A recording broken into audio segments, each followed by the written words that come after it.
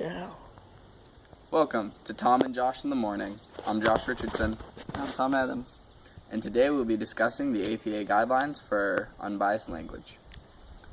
So Josh, what stood out to you the most about the reading? I guess the section that kind of surprised me the most is avoiding discriminating your language about age. I generally thought that age was one of those things that was a little bit more black and white as far as defining groups, and the article made a very interesting point about blurring maturity levels and the fact that you can't really, when you're writing scientific papers, you can't assume that all people in a certain age will be more or less mature or further or less along in life. Okay.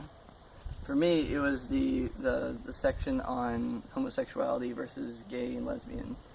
I always thought that it was politically correct or scientifically correct to use the term homosexual because it kind of grouped any non-heterosexual together. Okay. I found it interesting that they opted to mention gays and lesbians separately, and how sometimes homosexuality can be have a negative connotation to it. That's true, but I also feel like that's one of those things that's kind of developed in the last couple of years. And the people who are writing things like the APA guidelines for unbiased language would definitely have kind of the foremost information about that. Of course. It's definitely a very new subject in science, even. What were the main points the author was trying to make?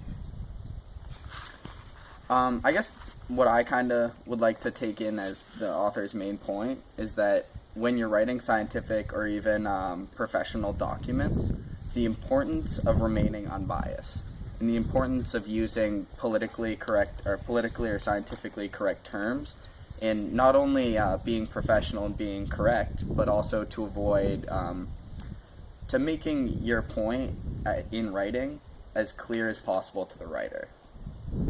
I remember in my freshman English class, we talked a lot about your audience and who will be reading your document.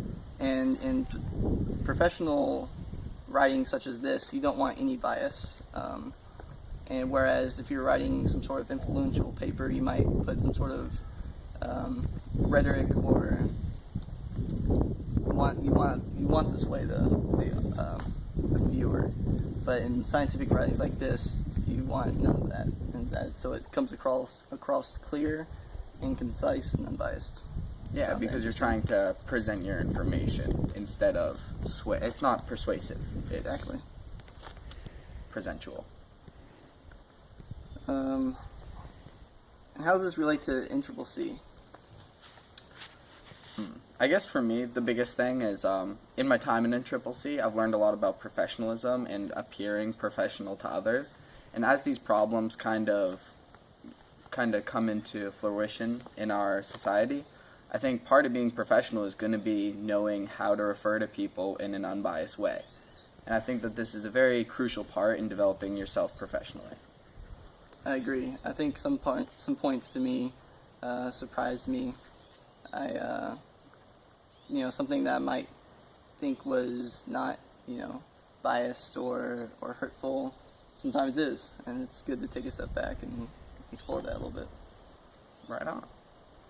I think that's all we have time for today. Thank you for watching.